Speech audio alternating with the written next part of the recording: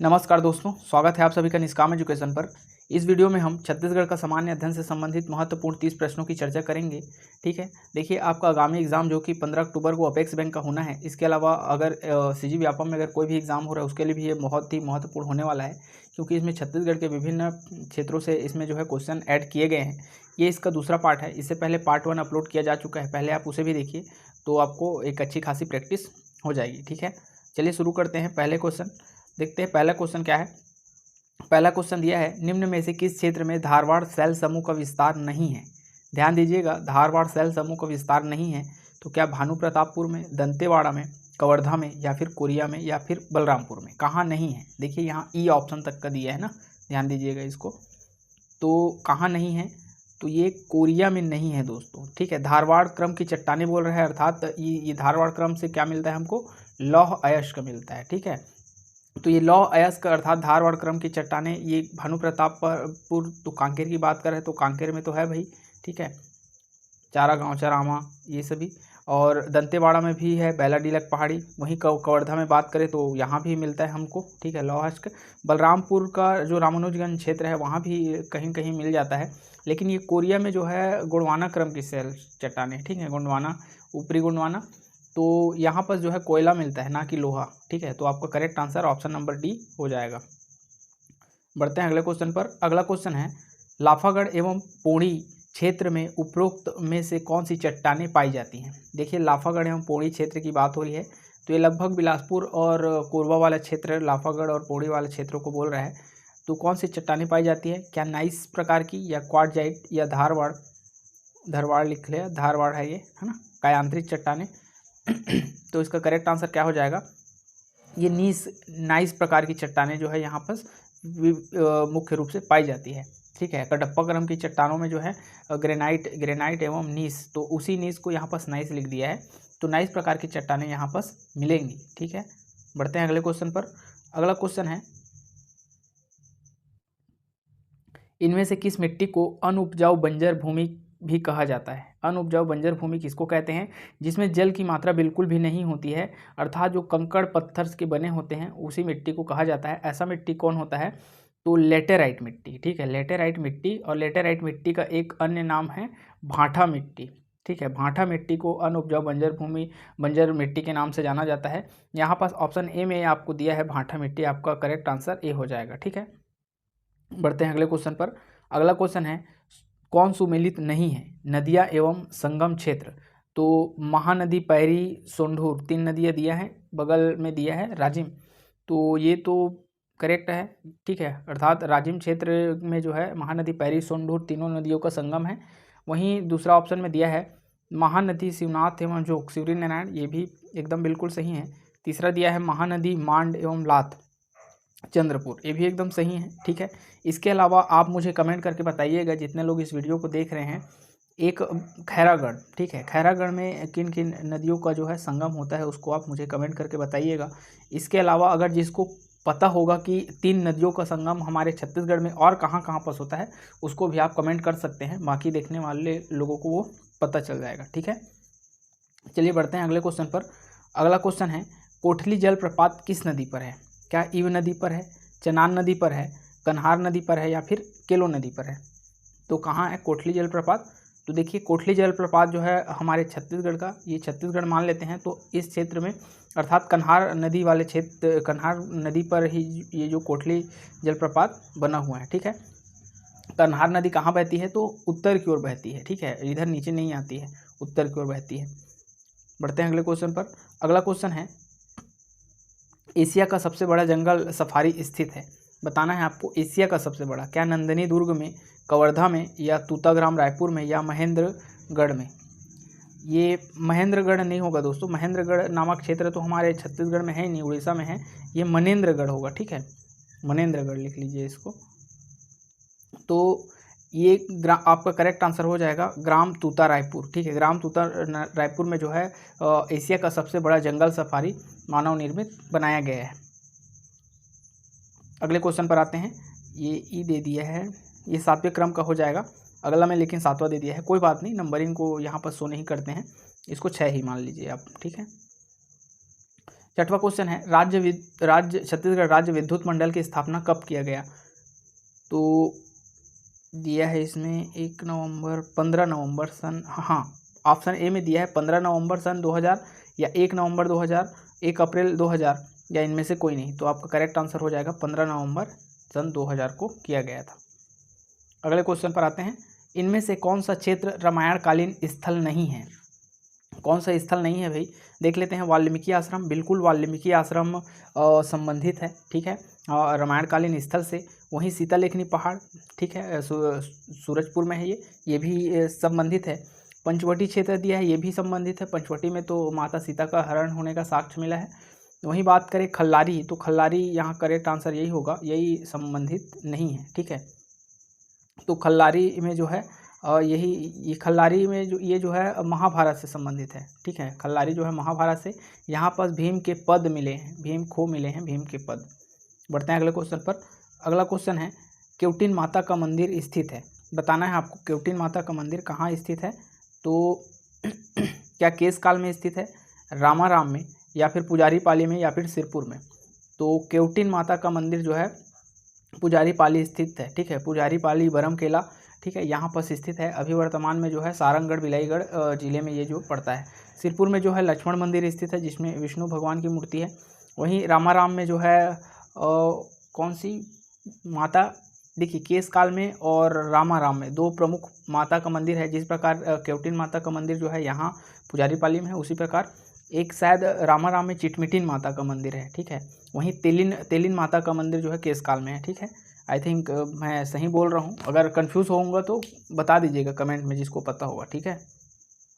बढ़ते हैं अगले क्वेश्चन पर। अगला क्वेश्चन है, राज्य योगी की उपाधि किस वंश के शासकों ने धारण की थी?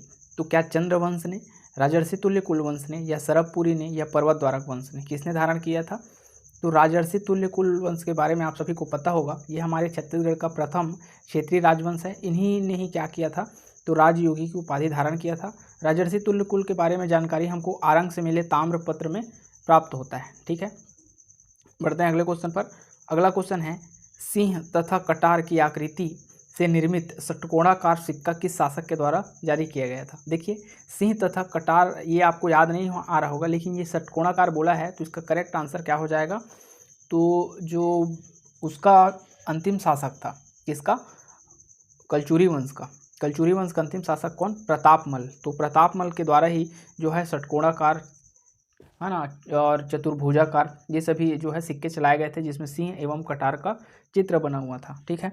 प्रसन्न मात्र ने जो है प्रसन्नपुर शहर बसाया था, वर्तमान में मल्हार है। और नरेंद्र मात्र ने जो है ये प्रतापी शासक है, ठीक है। गजाधि सिक्त लक्ष्मी का ये चित्र अंकित हुआ करता था इसके सिक्कों में। बढ़ते हैं अगले क्वेश्चन पर। अगला क्वेश्चन है, पोड़ागढ़ का शिलालेख किस शासक से संबंधित है? क्या बर्मन दिया है, भवदत्त बर्मन है ये, ठीक है, भवदत्त बर्मन है। तो क्या ये भवदत्त बर्मन से, या भीमसेन से, या अर्धपति भट्टारक से, और यहाँ पर भी बर्मन दे दिया है, तो ये नहीं होगा, ठीक है। इसको छोड़िए, इसका करेक्ट आंसर हो जाएगा स्कंदगुप्त, ठीक है। यहाँ टाइपिंग मिस्टेक हो गया है। स्कंदगुप्त से संबंधित है ये पोड़ागढ़ का शिलालेख, ठीक है। बढ़ते हैं अगले क्वेश्चन पर। अगला क्वेश्चन है, निम्नलिखित में से कौन सा गढ़ छत्तीसगढ़ राज्य में स्थित नहीं है? ठीक है, कौन सा गढ़ छत्तीसगढ़ राज्य में स्थित नहीं है? इसमें दिया है पावागढ़, सिंघनगढ़, कोटगढ़, या नवागढ़। ये तीनों गढ़ जो है आपको कहीं ना कहीं पता चल रहा होगा इन तीनों के बारे में। ये पावागढ़ जो है नया लग रहा होगा, ये पावागढ़ हमारे छत्तीसगढ़ में नहीं है, ठीक है। अगला क्वेश्चन है, लिंगागिरी जनजाति विद्रोह किस शासक के शासनकाल के दौरान हुआ? तो क्या भैरम देव, रुद्र प्रताप देव, अजमेर देव, या फिर महिपाल देव, किसके शासनकाल के दौरान हुआ? तो इसका करेक्ट आंसर हो जाएगा भैरम देव, ठीक है। भैरम देव के शासनकाल के दौरान जो है लिंगागिरी विद्रोह हुआ था। अगले क्वेश्चन पर आते हैं। अगला क्वेश्चन है, विदेशी यात्री फॉरेस्टर किसके शासनकाल के दौरान छत्तीसगढ़ आया था? विदेशी यात्री फॉरेस्टर, ठीक है। तो विदेशी यात्रियों से भी क्वेश्चन पूछे जाते हैं। क्या यादवराव दिनकर के समय में आया था ये, या महिपत राव दिनकर के समय में, बिंबाजी के समय में, या फिर केशव गोविंद के समय में? तो देखिए इसका करेक्ट आंसर हो जाएगा महिपत राव दिनकर के समय में, ठीक है। महिपत राव दिनकर के समय में जो है ये फॉरेस्टर अधिकारी आया था। उसी प्रकार ये केशव गोविंद के समय में आया था कोलब्रुक, ठीक है। कोलब्रुक विदेशी यात्री जो है ये इनके समय में आया था। अगले क्वेश्चन पर आते हैं।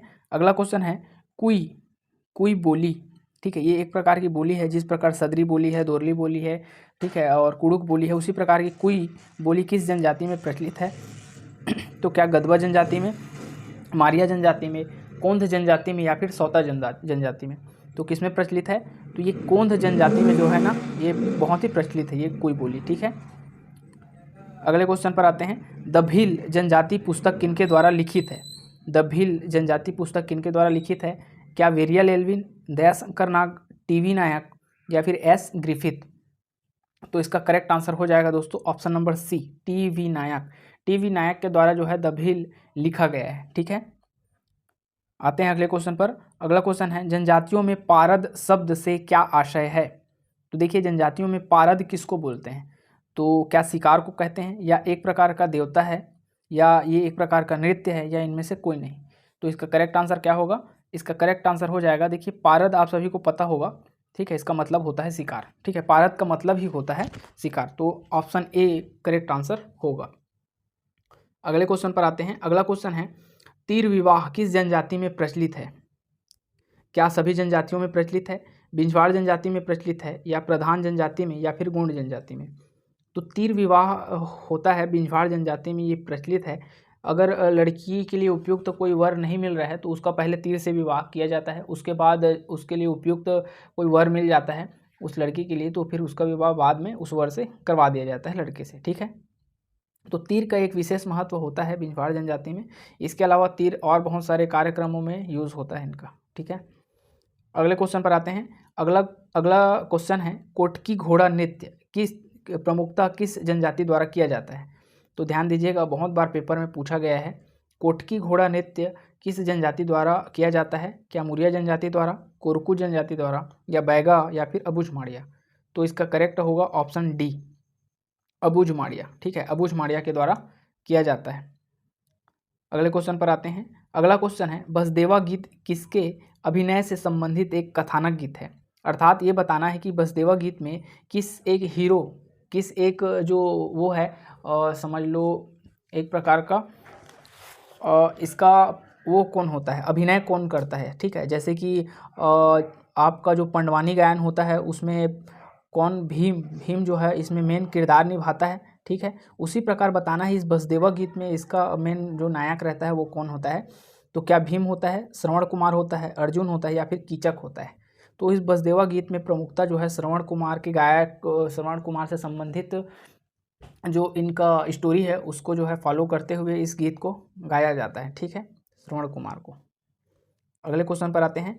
अगला क्वेश्चन है, चुटकी शरीर के किस अंग में पहने जाने वाला आभूषण है? तो देखिए, चुटकी जो है शरीर के किस अंग में पहना जाता है? क्या पैर की उंगली में, यहाँ पर ध्यान दीजिएगा ये पैर लिखा है ना, पैर की उंगली में, या हाथ की उंगली में, नाक में, या इनमें से कोई नहीं? किसमें पहनते हैं चुटकी? तो ये चुटकी जो है पैर की उंगली में पहना जाता है, ठीक है। ये पैर जो होता है उसके बड़े वाले पैर में जो है नीचे पहना जाता है चुटकी। अगले क्वेश्चन पर आते हैं। अगला क्वेश्चन है, बड़े भजन का रामनामी मेला बड़े भजन का रामनामी मेला कब मनाया जाता है? तो देखिए, बड़े भजन का रामनामी मेला, ये क्वेश्चन बहुत बार पेपर में आया होगा दोस्तों, आप लोगों को पता होगा। क्या पौष शुक्ल पक्ष एकादशी को मनाते हैं, या पौष पूर्णिमा को मनाते हैं, या महाशिवरात्रि को मनाते हैं, या भाद्रपद को मनाते हैं? कब मनाते हैं?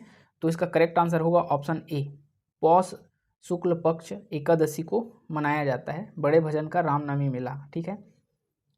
बढ़ते हैं अगले क्वेश्चन पर। अगला क्वेश्चन है, बस्तर दशहरा के दौरान प्रथम रस्म क्या होता है?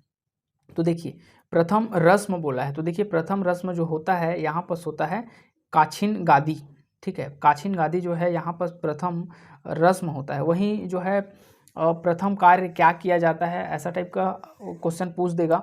अर्थात शुरुआत कहाँ से होता है? तो ये पाट यात्रा से होता है, ठीक है, पाट यात्रा शुरुआत होता है, लेकिन प्रथम रस्म जो है काछिन गादी होता है, ठीक है। बढ़ते हैं अगले क्वेश्चन पर। ये मुरिया दरबार दिया है यहाँ पर, ये तो अंतिम रस्म होता है, ठीक है। अगले क्वेश्चन पर आते हैं। प्रवीण शर्मा छत्तीसगढ़ के किस कला से संबंधित हैं?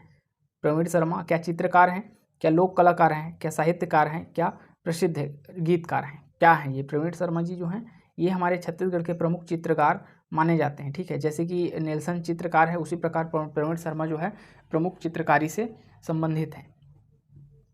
बढ़ते हैं अगले क्वेश्चन पर। अगला क्वेश्चन है छत्तीसगढ़ी भाषा के प्रथम उपन्यासकार का नाम बताइए।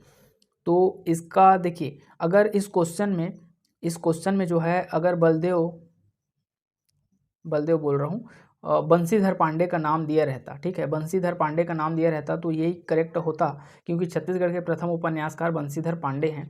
लेकिन यहाँ पर बंशीधर पांडे नहीं दिया है, इसलिए यहाँ पर इसका करेक्ट आंसर होगा शिव शंकर शुक्ल। इसके द्वारा जो लिखा गया था मोंगरा, ठीक है, मोंगरा, इसी के द्वारा उपन्यास लिखा गया था। इसको भी जो है कई जो है साहित्यकार लोग प्रथम उपन्यासकार इसको भी मानते हैं, तो ये इसका करेक्ट आंसर होगा। ठीक है, बढ़ते हैं अगले क्वेश्चन पर। अगला क्वेश्चन है हर मौसम में छंद लिखूंगा काव्य संग्रह किनके द्वारा लिखित है। हर मौसम में छंद लिखूंगा, क्या बालेश्वर शर्मा, दानेश्वर शर्मा, श्यामलाल चतुर्वेदी या गजानन माधव मुक्तिबोध। तो इसका करेक्ट आंसर होगा दानेश्वर शर्मा। दानेश्वर शर्मा के द्वारा जो है लिखा गया था। ठीक है, यहाँ पर श्यामलाल चतुर्वेदी जी ने क्या लिखा है, तो बेटी के विदा कविता लिखा है। ठीक है, बेटी के विदा लिखा तो है, लेकिन इन्होंने कविता लिखा है। वहीं दानेश्वर शर्मा ने भी जो है बेटी के विदा ही लिखा है, लेकिन ये जो है नाटक है। ठीक है, इनका नाटक है और इनका कविता है। बढ़ते हैं अगले क्वेश्चन पर। अगला क्वेश्चन है नौकर की कमीज के रचनाकार कौन है। अर्थात ये नौकर का कमीज जो है एक विशेष रचना है, उपन्यास है। इसके लेखक कौन है, रचनाकार कौन है। क्या विनोद कुमार शुक्ल जी हैं, विनय कुमार पाठक हैं, विनोद कुमार वर्मा जी हैं या जगन्नाथ प्रसाद भानु जी हैं, कौन है। तो इसका करेक्ट आंसर ऑप्शन ए होगा, विनोद कुमार शुक्ला जी। ठीक है, इसके रचनाकार हैं नौकर की कमीज के। अगले क्वेश्चन पर आते हैं। अगला क्वेश्चन है छत्तीसगढ़ परिचय के द्वारा लिखा गया है। एक मिनट, ये क्या बोल दिया, छत्तीसगढ़ परिचय किनके द्वारा लिखा गया है। हाँ, ये छत्तीसगढ़ परिचय नामक रचना जो है किनके द्वारा लिखा गया है। तो क्या गंगाधर मिश्र के द्वारा, बलदेव प्रसाद मिश्र, सीताराम मिश्र या फिर विद्याभूषण मिश्र। तो किनके द्वारा लिखा गया है बताइए। तो इसका करेक्ट आंसर होगा ऑप्शन बी, बलदेव प्रसाद मिश्र के द्वारा जो है यह लिखा गया है छत्तीसगढ़ मित्र नामक रचना। अगले क्वेश्चन पर आते हैं। अगला क्वेश्चन है छत्तीसगढ़ का बाल साहित्यकार के रूप में किन्हें जाना जाता है। तो देखिए, क्या श्यामलाल परमार को, नारायण लाल परमार को या श्यामलाल चतुर्वेदी को या फिर माखनलाल चतुर्वेदी को। तो यहाँ पर करेक्ट आंसर होगा नारायण लाल परमार को जो है जाना जाता है। ठीक है, नारायण लाल परमार को जो है छत्तीसगढ़ के बाल साहित्यकार के रूप में जाना जाता है। माखनलाल चतुर्वेदी जी को जो है इन्होंने क्या लिखा था, तो पुष्प की अभिलाषा लिखा था। ठीक है, तो इस प्रकार आपके जो है कुल टोटल 30 प्रश्न कंप्लीट हो गए। ध्यान दीजिएगा, यहाँ पर 28 लिखा है दोस्तों, लेकिन बीच में जो है 2 टाइपिंग मिस्टेक है, इसलिए कुल टोटल 30 प्रश्न ही है इसमें। ठीक है, तो इस प्रकार आपके 30 प्रश्न कंप्लीट हो गए। वीडियो के अंत तक बने रहने के लिए बहुत बहुत धन्यवाद। मिलते हैं हम अपने अगले वीडियो में।